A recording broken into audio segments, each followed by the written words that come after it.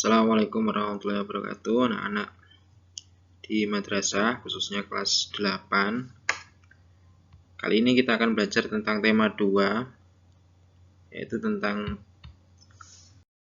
mobilitas sosial terhadap kehidupan sosial dan kebangsaan. Di pertemuan yang lalu sudah Bapak jelaskan tentang apa atau pengertian dari interaksi sosial itu. Nah, kali ini kita akan membahas tentang interaksi sosial dan turunannya, yaitu mobilitas sosial. Jadi tujuan dari pembelajaran kali ini yang pertama adalah diharapkan dapat menjelaskan tentang pengaruh interaksi sosial atau mobilitas sosial itu sendiri terhadap kehidupan sosial berbudaya. Kemudian yang kedua, dapat mendeskripsikan pluralitas, yaitu agama, budaya, suku, bangsa, pekerjaan, masyarakat Indonesia. Apa toh pluralitas itu? Jadi pluralitas itu adalah keberagaman. Jadi keberagaman agama, budaya, suku bangsa, pekerjaan, bahasa itu termasuk pluralitas. Kemudian yang ketiga, ini diharapkan siswa dapat menjelaskan konsep konflik dan integrasi. Jadi integrasi itu artinya adalah hubungan antara individu dengan individu, maupun individu dengan kelompok, maupun kelompok dengan kelompok yang lain. Oke. Kalau kita amati dari gambar ini merupakan salah satu bentuk budaya. Kira-kira apa ini? Budaya apa? Jadi ini adalah salah satu budaya kesenian dari Provinsi Bali. Ini adalah budaya. Berbeda lagi dengan halnya budaya di daerah lain, misalnya di Jawa Timur terkenal dengan dongkrek, atau mungkin di Jawa Barat, atau di Madura, dan lain sebagainya lah. Itu semua bisa masuk dalam kategori pluralitas. Oke, yang pertama kita bahas tentang mobilitas sosial. Jadi interaksi sosial dan status sosial itu sangat berpengaruh terhadap mobilitas sosial masyarakat. Di dalam mobilitas atau di dalam interaksi sosial itu pasti ada yang namanya apa kemarin? Iya betul, timbal balik sosial, yaitu berupa aksi saling mempengaruhi antar individu ataupun dari individu dengan kelompok. Bisa juga antar kelompok dengan kelompok yang lain. Ada timbal balik, misalnya si A menyapa si B, kemudian si B menjawab sapaan si A. Jadi apa yang dilakukan si B di situ adalah timbal balik dari sapaan si A. Bisa dipahami ya? Oke, next. Interaksi yang berkembang di masyarakat ini kemudian akan mengubah pola pikir dan memungkinkan terjadinya mobilitas sosial. Jadi mobilitas itu terbentuk dari adanya interaksi. Jadi interaksi individu dengan individu lain sehingga mendorong masyarakat atau manusia atau individu untuk melakukan mobilitas sosial atau terjadi perpindahan sosial. Nah, nanti kita jelaskan ada beberapa jenis mobilitas sosial itu.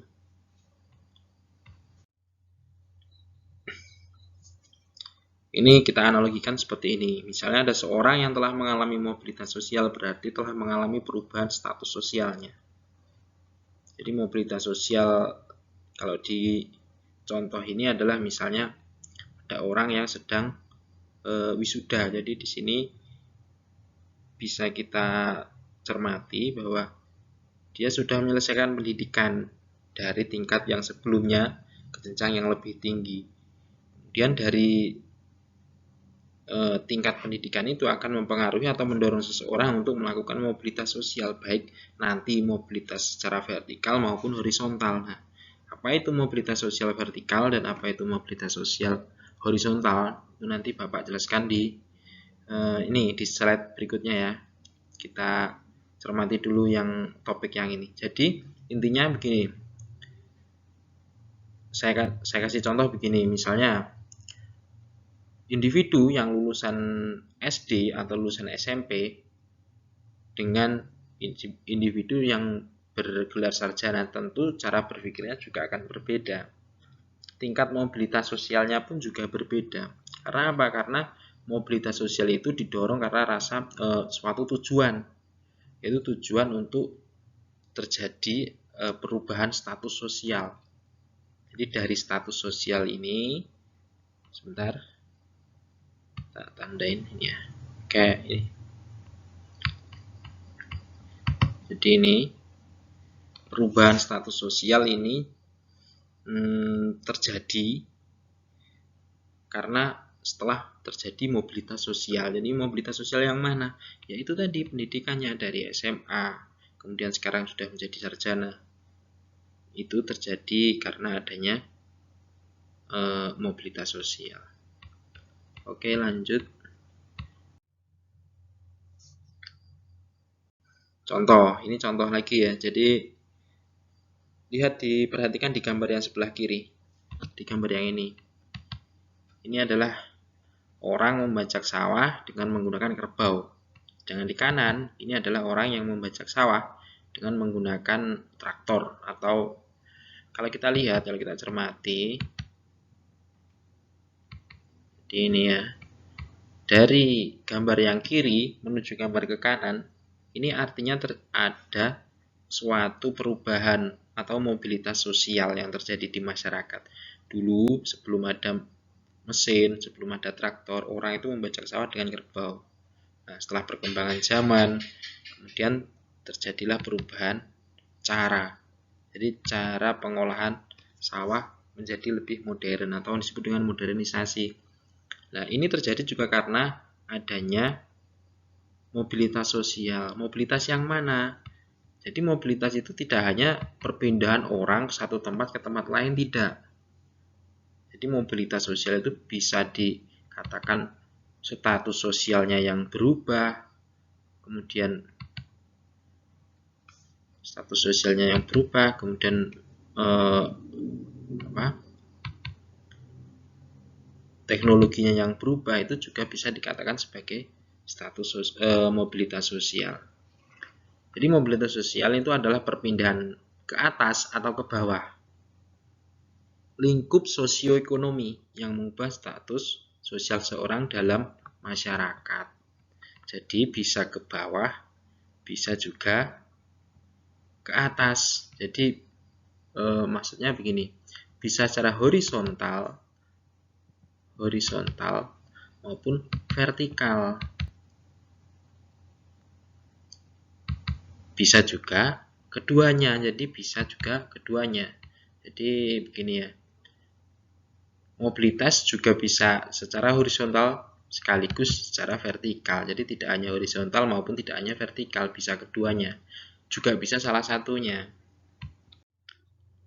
Oke, tak lanjut dulu. Kita lanjut.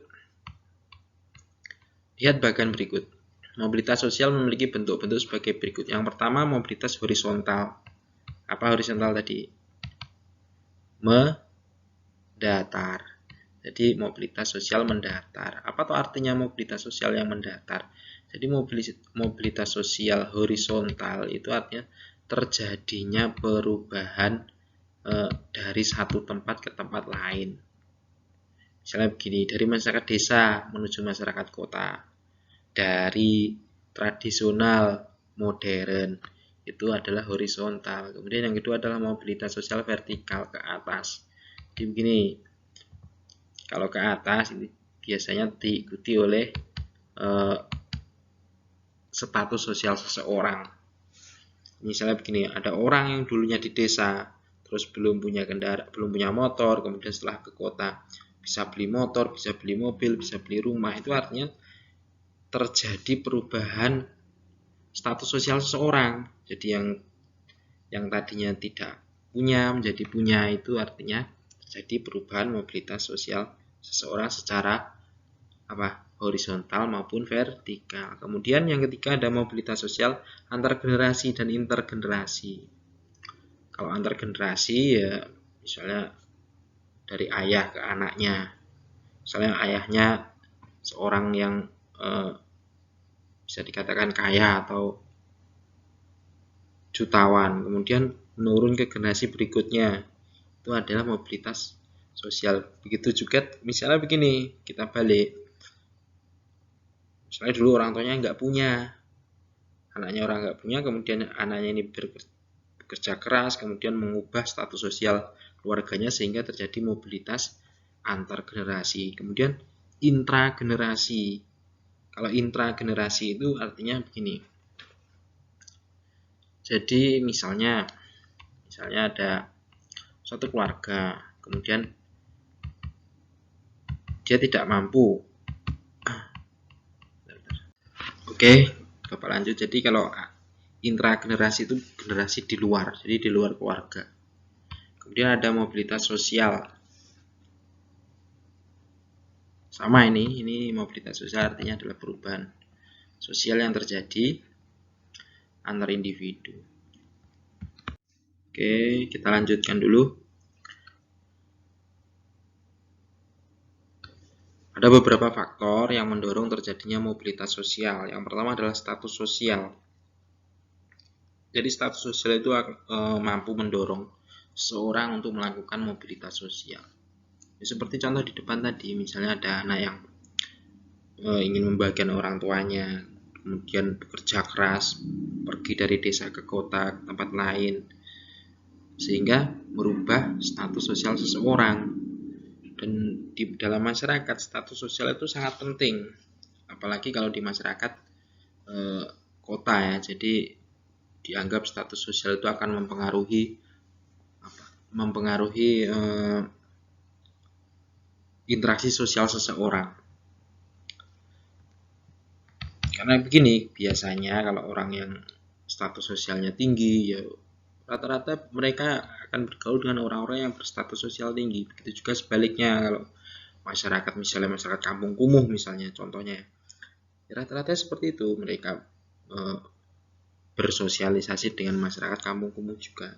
Kan jarang kalau ada orang yang kaya, kemudian sangat jarang sekali. Kemudian yang kedua adalah keadaan ekonomi. Ini hampir sama sebenarnya, status sosial, keadaan ekonomi itu hampir sama.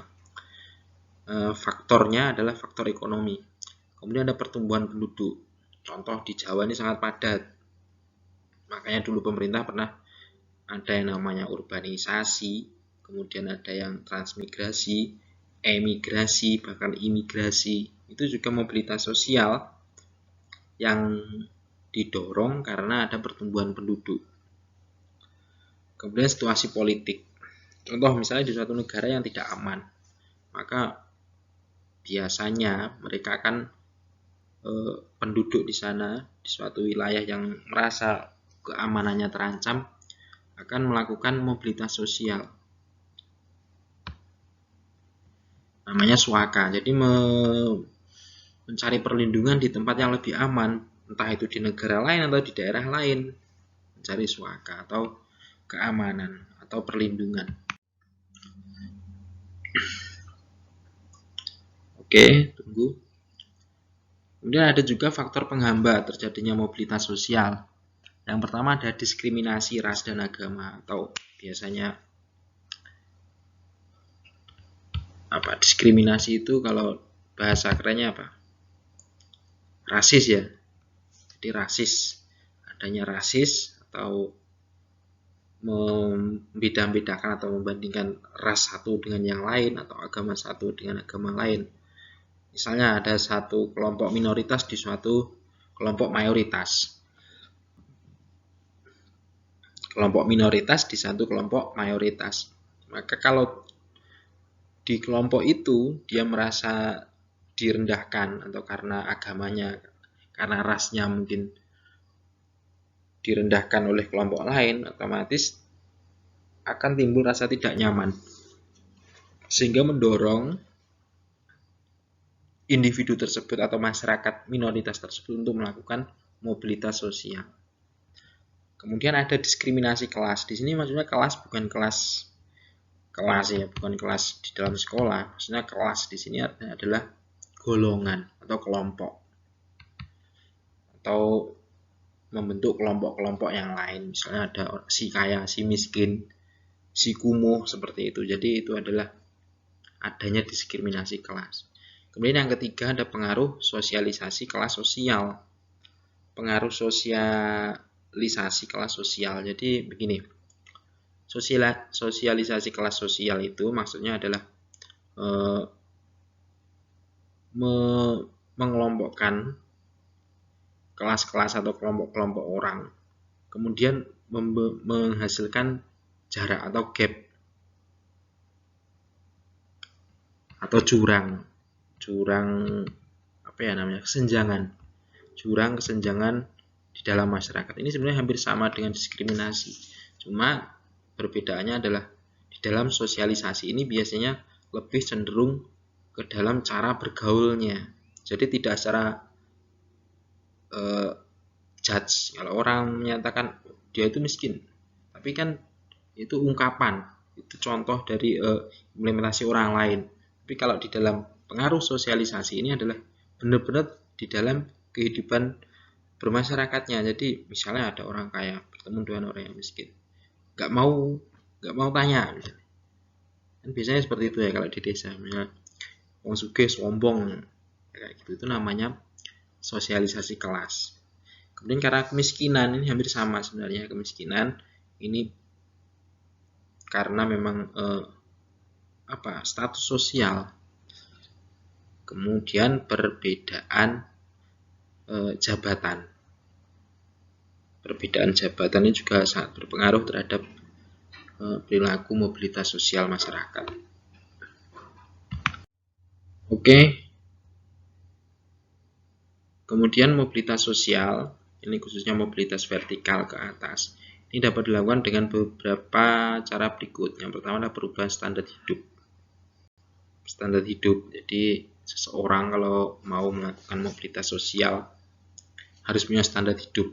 Jadi begitu juga kalian, kalau di dalam kehidupan itu harus ada standar hidupnya, ada cita-cita yang ingin dicapai, standarnya seperti itu. Misalnya pengen jadi ini, ya harus tekun, harus dikejar. Minimal ya kalau mau jadi dokter ya harus pintar matematika, pintar IPA, seperti itu standarnya.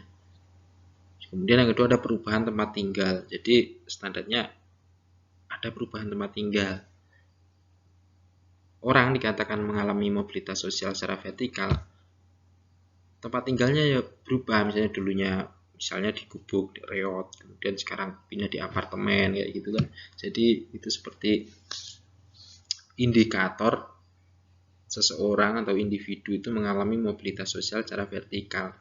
Kemudian adanya perubahan tingkah laku. Nah, biasanya status sosial itu akan diiringi oleh perubahan tingkah laku, baik secara budaya, secara bahasa, tingkah laku budayanya, tingkah laku bahasanya, bahkan cara makannya pun juga akan berbeda. Itu dampak dari mobilitas sosial secara vertikal. Kemudian pernikahan. Kenapa kok pernikahan masuk ke dalam kategori mobilitas vertikal? Biasanya kalau orang yang sudah menikah dengan orang yang belum menikah itu akan berbeda. Karena memang kebutuhan. Mereka didorong karena sebuah kebutuhan sehingga menuntut untuk melakukan perubahan. Misalnya kalau masih bujang, nggak punya tanggungannya, semuanya serba sendiri, dilakukan sendiri tanpa memikirkan orang lain, berbeda dengan ketika sudah menikah. Kemudian bergabung dengan organisasi tertentu. Nah ini yang banyak terjadi, misalnya ini sebagai kadang-kadang orang itu melakukan suatu organisasi atau ikut suatu organisasi itu karena adanya dorongan untuk menunjukkan status sosialnya. Misalnya ada orang komunitas, misalnya komunitas mobil mewah. Nah, agar apa? Agar mereka dianggap memang mereka ya golongannya mereka gitu. Jadi seolah-olah agar membentuk opini masyarakat mengenal dirinya. Jadi ini loh saya, seperti itu. Jadi itu namanya adalah contoh di dalam mobilitas sosial agar bisa dilihat oleh orang lain atau mudah untuk orang lain itu mengenali, oh dia ternyata ini, seperti itu. Oke ya, sampai di sini paham? Silakan kalau ada pertanyaan nanti bisa dicatat di buku tulis atau di lembar kertas, bisa difoto, kemudian nanti di-share di grup WA, di grup WA kelasnya. Oke, sebelum ini masih ada lagi nih. Kemudian ada saluran mobilitas sosial. Ada beberapa saluran. Yang pertama adalah angkatan bersenjata, misalnya lembaga keagamaan, lembaga pendidikan, organisasi politik, organisasi ekonomi, organisasi keahlian, dan seluruh saluran perkawinan. Ini maksudnya adalah lembaga-lembaga yang bergerak di pernikahan ya.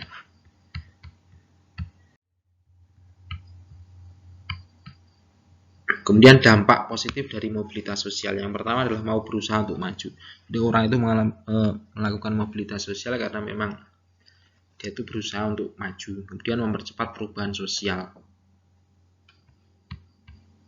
Jadi pengen segera terjadi perubahan sosial di dalam dirinya.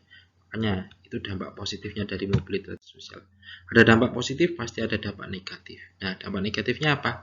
Yang pertama adalah menimbulkan kecemasan dan ketegangan. Maksudnya di sini adalah tuntutan yang tinggi, kemudian karena target yang sangat tinggi, kemudian tidak diikuti dengan keberhasilan, itu akan menimbulkan namanya kecemasan dan ketegangan.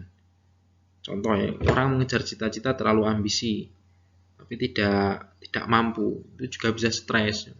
Contoh ya, orang ingin jadi DPR ternyata gagal, gila kan banyak. Kemudian adanya ini merenggangnya hubungan. Jadi biasanya status sosial masyarakat berubah, itu juga akan merenggang hubungan. Hubungan antar apa? Hubungan antar status sosial sebelumnya. Biasanya seperti itu. Kemudian menimbulkan pertentangan atau konflik antar pribadi. Karena di sini memang adanya persaingan. Ada namanya kursyun, jadi persaingan antar individu. Kemudian yang keempat, menimbulkan konflik antar kelas atau antar kelompok tadi ya.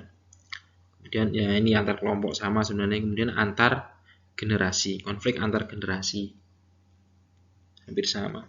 Oke, lanjut.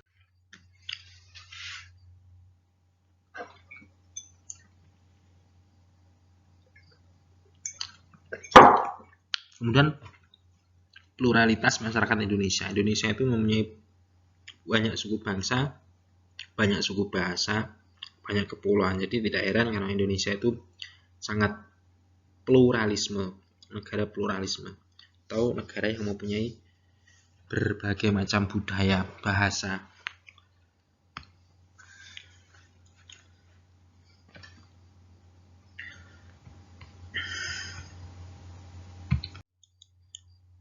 Pluralisme atau kemajemukan yang ada di Indonesia itu merupakan sebuah opportunity atau ya, keuntungan. Jadi sebuah kekayaan.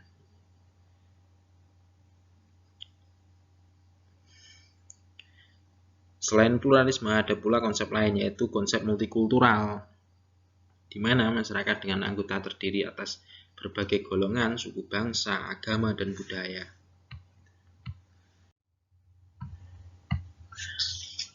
Agama Islam, agama kita. Terus kemudian ada agama Konghucu, ada Kristen.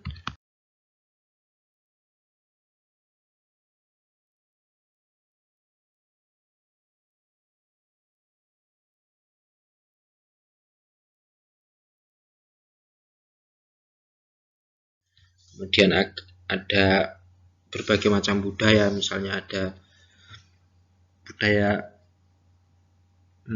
silat seperti di Kabupaten Madiun. Ini terjadi karena yang pertama adanya keadaan geografis yang berbeda. Kemudian ada pengaruh budaya asing dan keadaan iklim. Menurut sensus tahun 2010 bahkan tercatat ada 1128 suku bangsa di Indonesia. Ini beragamnya suku bangsa ini dan kemudian di Indonesia ini akan menimbulkan budaya yang berbeda dari setiap daerah tersebut. Jadi karena banyaknya suku bangsa karena setiap masing-masing suku bangsa pasti punya budaya sendiri. Sehingga daerah kalau Indonesia itu mempunyai banyak sekali budaya. Kemudian perbedaan pekerjaan.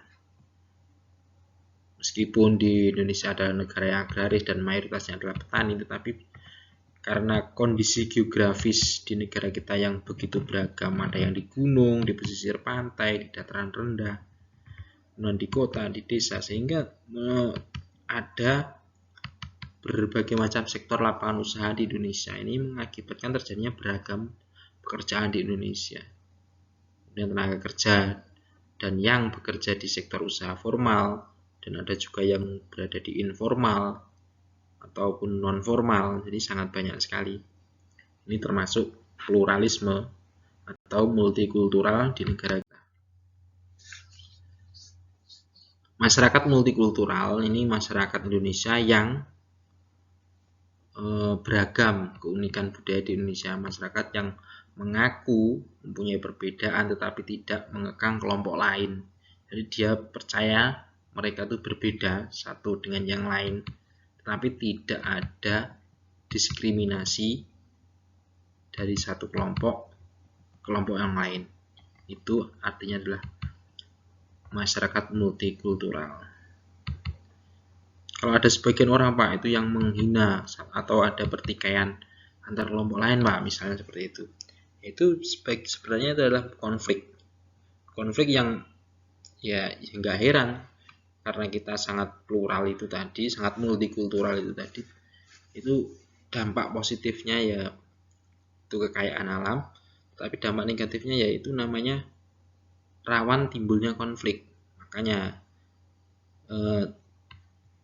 toleransi itu penting, apalagi di negara kita yang begitu banyak budaya atau kultural atau multikultural. Kemudian yang kelima, mewujudkan masyarakat multikultural. Membatik merupakan pendidikan multikultural sebagai wujud adat, kebiasaan atau tradisi suatu daerah. Mana batik itu? Mana? Solo? Pekalongan ya. Jadi batik itu adalah budaya asli Pekalongan. Kemudian tahap pemecahan masalah akibat perbedaan budaya. Yang pertama adalah tahap orientasi. Orientasi itu artinya pengenalan. Jadi kalau tidak kenal nanti kita tidak akan paham, tidak akan memahami satu sama lain. Intinya kan seperti itu. Jadi harus ada orientasi, pengenalan budaya satu dengan budaya yang lain.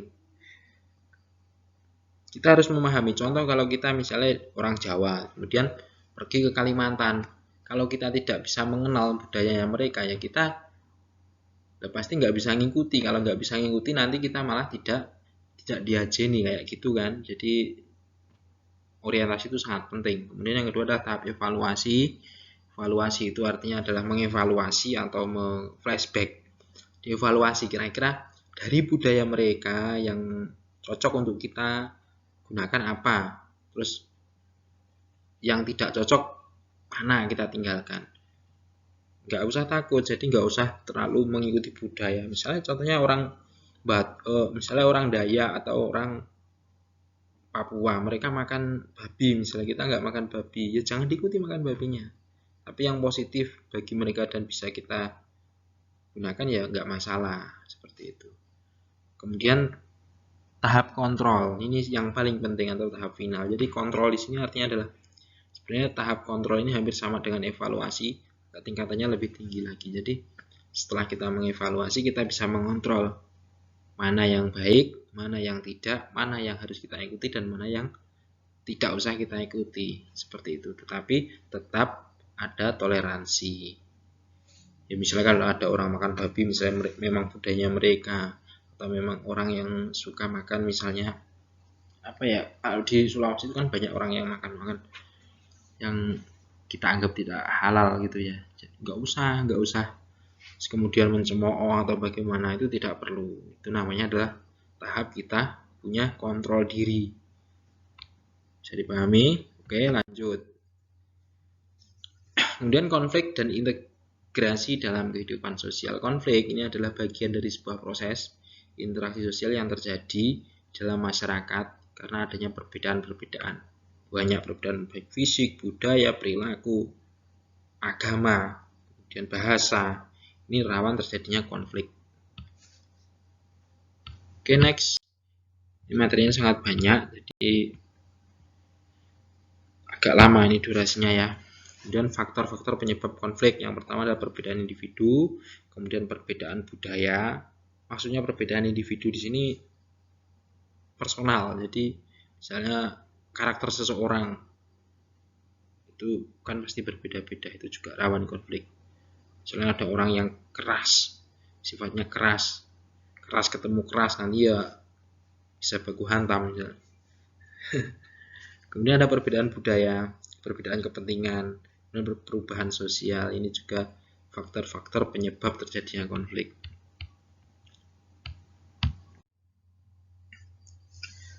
Kemudian menurut Ralph Dahrendorf, ini membedakan konflik atas 4 macam.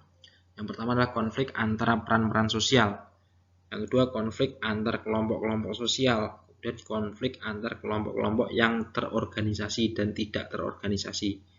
Kemudian yang keempat, konflik antara satuan nasional. Ini biasanya antar negara, seperti konflik terjadinya Perang Dunia Pertama, Kedua, karena memang salah satu bentuk konflik satuan nasional. Kemudian yang pertama tadi, konflik antar peran-peran sosial, ini maksudnya kepentingan-kepentingan tertentu dari individu atau kelompok. Kemudian konflik antar kelompok sosial. Nah, ini lebih ke kelompok, jadi mempunyai kepentingan-kepentingan tertentu. Kemudian ada konflik antar kelompok-kelompok yang terorganisasi. Misalnya di sini konflik yang terjadi karena dari satu organisasi dan organisasi lain. Seperti itu contohnya. Apakah ada Pak organisasi yang konflik? Banyak ya.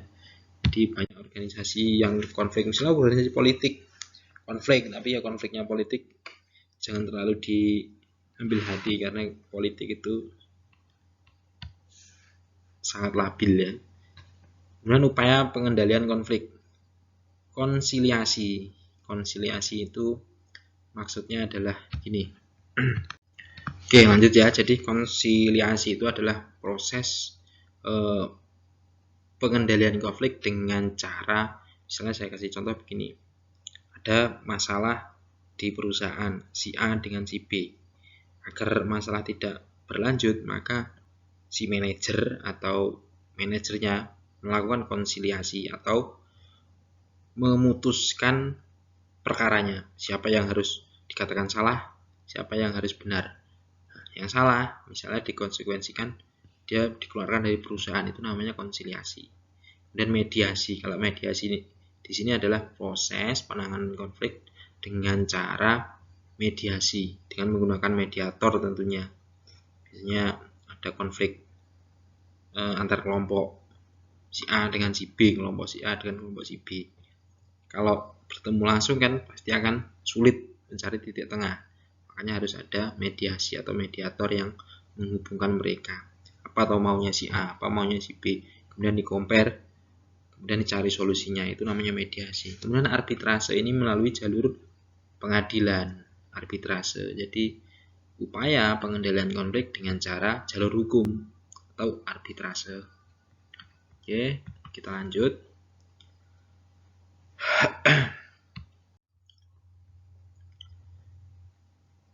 Kemudian integrasi sosial adalah proses penyesuaian unsur-unsur yang berada dalam masyarakat sehingga membentuk suatu kesatuan. Jadi integrasi sosial itu artinya adalah penyesuaian unsur-unsur yang ada di masyarakat, misalnya dari budaya A, budaya B, budaya C, suku A, suku B, suku C, sehingga adanya hubungan satu antar suku, kemudian terjadi integrasi atau integritas di antar budaya itu. Kemudian beragamnya kedudukan sosial, budaya, ras, etnik, agama, bahasa, kebiasaan, sistem nilai, dan norma merupakan kekuatan atau unsur terbentuknya integrasi sosial. Jadi integrasi itu terbentuk karena adanya beberapa perbedaan, baik sosial, budaya, etnik, dan lain sebagainya. Mudah ini bisa dipahami, menurut saya pasti bisa. Kemudian integrasi sosial ini dapat terjadi dalam 3 bentuk. Yang pertama ada integrasi normatif, kemudian integrasi fungsional, kemudian integrasi kursion. Nanti ini PR-nya, jadi tolong nanti dicari apa toh integrasi normatif itu dan berikan contohnya dari masing-masing 3 jenis integrasi tersebut. Pertama integrasi normatif, integrasi fungsional, dan integrasi kursion. Kursion itu apa? Kemudian integrasi sosial dapat terjadi melalui proses asimilasi dan akulturasi. Kalau asimilasi itu seperti menyesuaikan diri. Kemudian akulturasi ini juga proses penyesuaian diri.